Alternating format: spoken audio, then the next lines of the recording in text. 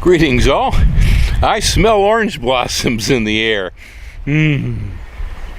This here behind me is a Moro blood orange.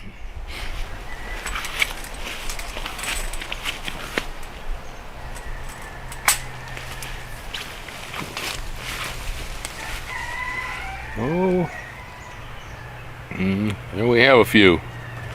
Well, generally speaking, Moro blood orange is an orange that is better where there's pretty good summer heat and reasonable winter cold. Now, they don't like much frost, okay? But if you're trying to get the color out of a blood orange, it takes variation in temperatures from one end of the year to the other. Here, at best, occasionally, I'll see a little dab of color all the way down on the bottom of these things. Not much. The color is also part of its flavor. That's good. Without the red color, it really reminds me more of a Valencia orange. It's a good orange, and it's worth growing here. But it's kind of an unusual tree. It's going to take it a while to get going. It has a tendency to bear on the inside of the canopy, which makes it hard to see the fruit. It seldom colors up in Mountain View. Just a good example of how, depending on where you plant your citrus tree, is going to depend on what it does. They don't do the same thing in every locality. Well, living in California, this was one of my favorite citrus trees. This is the Owari Satsuma mandarin. Here in Hawaii, not so much. The tree still makes good crops, but the mochio, the Japanese white-eye, that's a bird we have here that drinks nectar, it destroys almost 100% of the fruit. Because the rind on Owari is so thin and easy to peel, the white-eye can go right through it and suck the juice. And so then every fruit in the tree rots. So despite my love affair with it in California, here the tree is a zero. This tree over here is the bear slime, aka Persian lime, aka Tahitian lime. Gracie Cat's favorite lime, right, Gracie? Yep. This tree grows very well here. Most of the tart citrus, like limes and lemons, they'll grow very well in areas where it is really too cool in summer to ripen sweet citrus. And this one's no exception. This makes several crops a year here. It's almost a continuous crop of limes. This tree right here is a Valencia orange. It also smells so good right now, full of perfume. Valencias will make several crops a year, two of them that overlap. There's a green crop in the tree right now, and there's an orange crop in the tree. There's flowers, and there's pea-sized fruit in the tree here too. You look for the fruit that will detach easily on a soft pull. The ones that are still hung up hard in the tree, they're not going to be as sweet. You could eat them, but they're going to be tart. The ones that detach easily are the ones that are going to be the best. And if they're left to hang over the winter into the next spring, oftentimes they even re-green as the sap runs in the trees.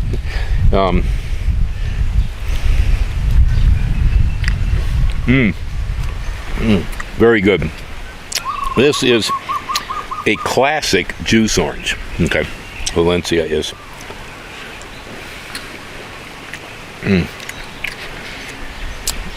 That's one of the trees that, if you want citrus to pick almost all year long, say in Florida, California, Hawaii,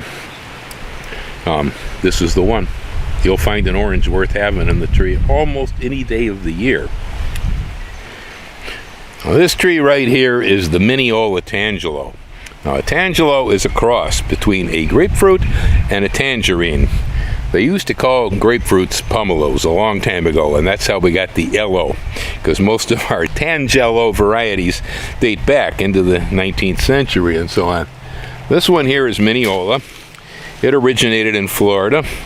This fruit could have been a little riper. I had to pull it from the tree, but it's got good color. I suspect it's pretty good. Despite the grapefruit parentage, these tend to be kind of mild, not too acidic. Yeah. Nice, soft, juicy flavor. That's good. Definitely well worth growing. Now this tree right here is a good example of what happens when you change the rootstock. The Mineola, which is showing above back here, green head in the background, that's not a standard type rootstock, some sort of a seedling. I'm not sure what it was, but that tree was planted 1 year before this tree. And this little poor thing here is on trifoliate, which is a dwarfing rootstock. And in Hawaii, dwarfing rootstocks, in my opinion, do not cut it. Our soils are not fertile enough for small growing rootstocks like that. If you get a large seedling vigorous rootstock that makes roots the size of your forearms, it's gonna feed. It'll find food. Right, Gracie? Yeah. These dwarfing rootstocks are really a disappointment. I have 2 trees on trifoliate. I will never do it again here. Okay. Trifoliate does not work in this area. This thing right here is Eureka lemon. They tend to kind of oversize around here. I guess it's the weather. Yeah, it's just the way it happens. It's too bad because it's hard to make a commercial lemon with a fruit that looks like this. But the plants grow very well here. And I had said before about sour citrus and in cool summer climates. Now, that does include things like limes and lemons, that we expect them to be good and sour, but that does not include things like grapefruits. If you live where the summer is cool, forget it, especially if you're trying to grow a pink grapefruit. The pink won't color up. In the Bay Area, they tended not to. I know a guy down the hill over here, right near the shore where it's warm, he does get color in his Rio Reds, but up here, no. And if you were looking for grapefruit, I'd look at the Oro Blanco, which is a hybrid cross with the Pomelo. It's a white, and it is sweet enough that it will be edible at this elevation. This tree right here is a Dancy, and it is at this point in time overripe. They're getting puffy, and they're drying out. Okay, Dancy is a super tangerine in this area, but it ripens sometime in December when it's still got a green cast, and by the time we get to February, it is no good. Okay, it over ripens quickly. Now there is another crop coming in here, all right, so there'll be another crop eventually, but the last crop that ripened during the month of January is now shot and is on the ground. And when you drive around the neighborhood and you see tangerine trees loaded in fruit, and you go, oh, nobody's picking them, it's because they're no good. They went overripe.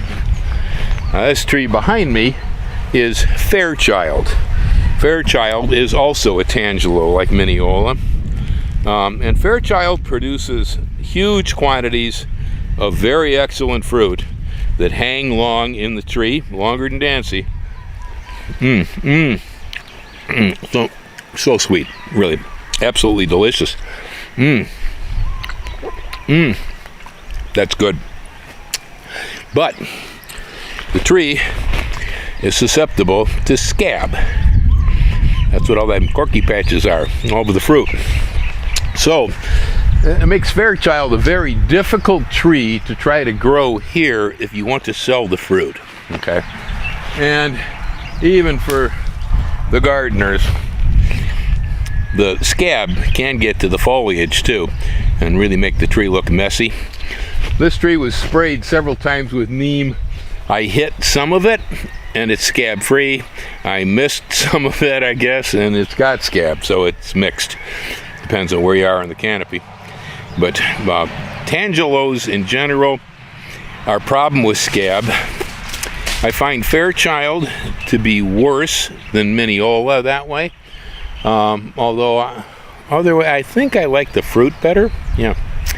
But then there's Page, which is an oddball. That's a tangelo hybrid, and Page also gets the scab pretty bad. Yeah, this is Page right here, and Page is looking pretty good for the spray. I sprayed it for the scab, and it looks like I got it okay. But you can see over here on some of the fruit that's been around, it's got corky marks on it. That big tall old thing over here, this is Golden Nugget. So far, I'm not overly pleased with it. It's another one of the California hybrids. It's a really big, I mean almost sumo-sized fruit, okay? This thing is huge. I have had very little fruit from this tree. It is not particularly productive or early. It's also really vertical. We'll see here. I haven't tried much of it, so.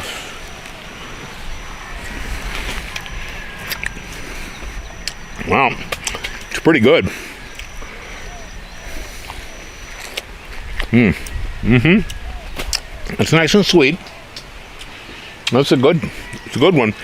I'm not sure whether this is a tangerine or a tangelo.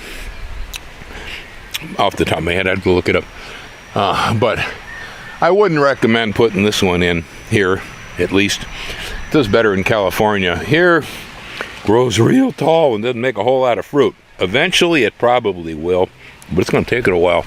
All the other trees, much faster. Dancy, Fairchild, years faster. This tree is about the same age as the Dancy and the Fairchild, and both of those produce more tangerines than I can possibly eat. Well, there's a brief walk around a few of my citrus trees. I have others. Yeah, there's calamansi out there, and there's I have some Nagami kumquat. New. It's new here. We'll see. The tree is growing very well. Well, I don't know how it's going to fruit. Right, Gracie? Yeah. Gracie followed me through the whole tour. She's here again. She says, do I get in the camera, though? Do I get in the camera? Yeah, you do, buddy. Yeah. So, depending on where you live, if you're in one of the mild winter areas where citrus can be grown, there are a few varieties that will even extend maybe northward into Georgia and stuff, a few types. Up on the Gulf Coast there in like Panama City and Florida and places, I have seen Owari satsumas, the satsuma mandarins, which are very hardy, growing right there facing the Gulf of Mexico at times. Generally, though, most all the citrus is grown in the southern central part of Florida, where it tends to be less frost, warmer weather, and so on. They can get more things to grow. Further north, you run the risk that it's not commercial because you can kill the trees during cold snaps. Texas does okay to a point. Of course, irrigation problems, prices of natural gas to run the pumps, and other issues associated, salinization of soils and so on. But Texas grows citrus. I used to get gift citrus from family down in Texas. They would send us the biggest Texas oranges I have ever seen, and some of the sweetest grapefruit. Grapefruits that are grown in really hot spots. Like this stuff came from down by Brownsville, or Corpus Christi, somewhere down there. Phoenix, Arizona. When I lived there, it was an old gentleman that worked with my wife that knew the difference between the grapefruit trees in town, and he would go around knock on people's doors and ask if he could pick when he found one of the good ones, and he used to bring her grapefruit that was so good, so sweet. Yeah, that desert sun, man, especially on a pink grapefruit, wow, so good. But plant the same stuff in the Bay Area of California, and mostly it's nasty. It will be bitter. You need heat to get that sugar in the grapefruits. So if you live where it's really hot and it doesn't freeze much, grapefruits can be a good thing to do.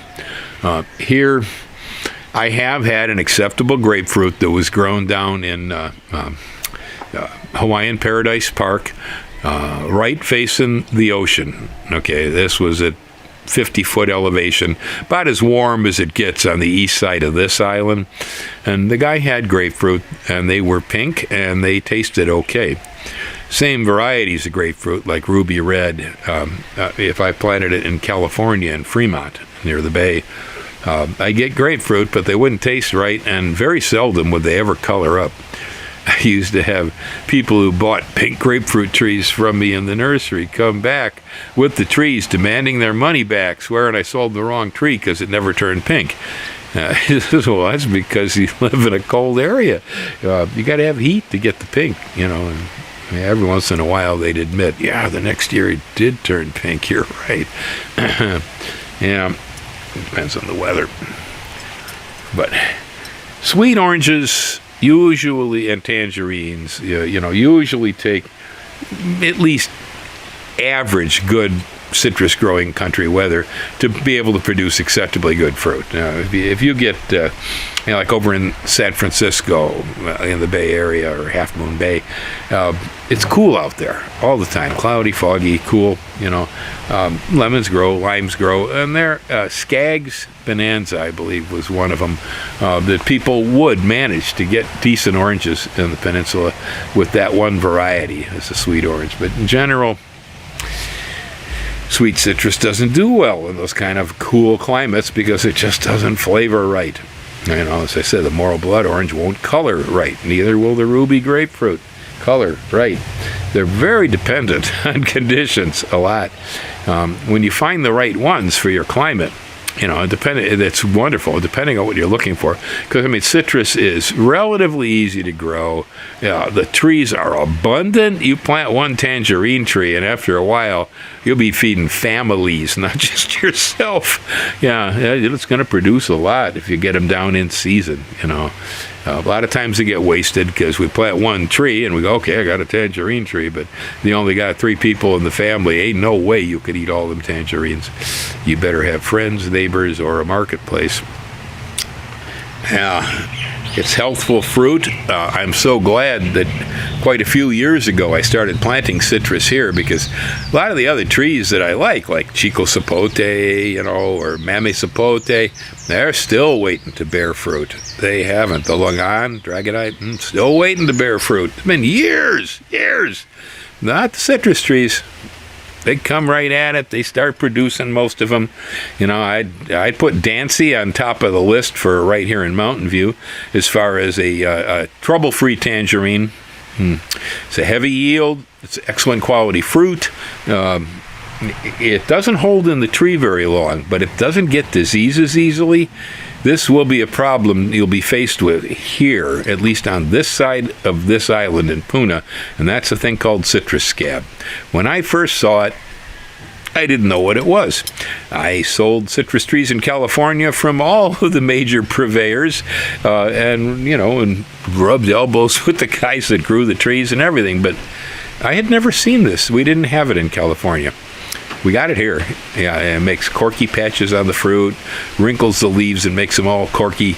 It looks a little bit like the citrus leaf miner in that the leaves get distorted and miscolored, but the miner doesn't have corky patches. It's got little trails, and the miner is not something to worry about, so don't. On the other hand, ants farm sap-sucking insects in our citrus trees, and so an ant colony in the orchard will help develop aphid problems, mealybug problems, scale problems. All of these can all happen because you have ant colonies out there. You'll get some of the above without the ants, but if you got the ants, trust me, what happens is those insects all produce a sweet honeydew sap. The ants love sugar, so they farm them and they milk them like dairy cows, literally. They take the sugar back, they feed it to everybody in the colony. Band your trees with tanglefoot. It's a sticky goop. The ants can't cross it. Okay, get it high enough off the ground on the main trunk so that the dirt doesn't spatter it in the rain, because it'll get full of dirt if you get it too low on the tree. Yeah, that'll keep the ants out. Otherwise, up in the tree, if you got scale, then use horticultural oil, paraffin mineral oil. It will work on the scale. If you have anything else, and especially funguses like scab disease and or aphids, use neem. Neem works pretty well. I think fixed metallic copper or copper sulfate might work better on scab, but neem is kind of dual purpose. It'll knock the aphids out of your tree, chase the ants away. It's relatively non-toxic. You can brush your teeth with it, blah, blah, blah. So, the only thing about neem is it don't smell very good, but other than that, it's okay. Yeah. So, the issues wherever you live when it comes to growing citrus are going to be different. I have many videos that I did back in California on citrus, and so, people need help finding videos on pruning citrus trees and this and that. I can help you find them. They're back there somewhere in thousands of other videos, but here again, I find citrus to be one of the easier and more successful, valuable fruits. Healthful, delicious. Most of us love citrus, and they mature relatively fast, so you won't be waiting until you're an old codger like me to get yourself a tangerine. Yeah, you'll have it in a few years, 2-3 years. A note, something I had to learn about fruit trees in my life, and that is that some fruit trees, when they're young, will begin bearing fruit, and some types will bear a pretty decent piece of fruit at a decent rate on a very young tree. Many others will not do that. Owari satsuma, for instance, or Cox Orange Pippin Apple from England. Both of those trees are trees that will, the first year you plant them, they might make some fruit. Second year for sure. They're really prolific that way. But in the case of Cox Orange Pippin, I don't think the apples are probably much good until you hit about the 5th year and improving through the 7th. This is supposedly one of the most popular and old-time apples in England. And I sold a tree in California to an Englishman, and he planted it. And he came back a few years later, and he literally threw the tree at me in anger. He says, "This is not the apple that I had in England. It was a delicious apple. This is terrible apple. It is not Cox Orange Pippin." And so I gave him his money back. And I had, I didn't sell many of those trees, the Cox. Americans don't know them. And so I put one in my home orchard. After a couple of years, it was full of apples. I tried them. I said, "Blah." The guy's right. The English don't know anything about apples. This thing's terrible. I started grafting, top working the tree, and I started getting, Sundowner and Pink Lady and, and all this different stuff, and working it into the tree, because it was a healthy, good, strong tree. I didn't want to pull it out just because I don't like the apples. But I only got so far, and I quit. I didn't finish frameworking the tree. Well, after about the 5th year, some of the branches started to produce some really decent Cox Pippin apples. So, it takes time. Well, then, later on, I had an apple tasting for the local garden club, and one of the members insisted that when she tried that apple, "You must sell me all of the apples from this tree every year." Yeah, the fruit got pretty good. Eventually, I'd probably give it a 7.5 out of 10 at least. But initially, I'd have said just a 2. Satsuma's the same way. Same way. First year makes big, puffy fruit, bland, tasteless. Second year makes tight-skinned, small fruit, pretty tasty. Year after that, tight and puffy. I had one year where the seedless tree produced seeds in every fruit. It was a drought. Maybe the tree thought it was going to die. I don't know. But an Owari satsuma has more personality than any other tree I've ever run across. And in citrus, expect that if you have a 50-year-old Owari satsuma in a perfect climate, somewhere in California, maybe, it is some of the finest fruit on earth. Prior to that, for up to the first 10 years or so, the trees are so erratic in what they make, the production, both the level and the quality, that you would think that you don't really want this tree around. But after a while, That's a fine piece of fruit if you don't have Japanese white eyes that peck holes in it. So no matter what you saw in Bill's old videos in California about that tree, if you're living here, don't bother. Get a citrus tree that's got a hard rind. Yeah, most of the other tangerines and oranges and stuff have much harder rinds, and the white ice cannot get through them. So my good buddy, she's been down here the whole time listening to me, right, Gracie? So she gets to go into the camera too, right? Yeah, she does. Yeah, she's been waiting there all along. Said, okay, Bill, what are we doing next? I gotta pick green beans and I gotta pick corn, Gracie. Okay, that's what we're gonna do, and then I'm gonna edit this video. All right, aloha, everybody. Gracie says bye-bye, right? You say bye-bye, Gracie.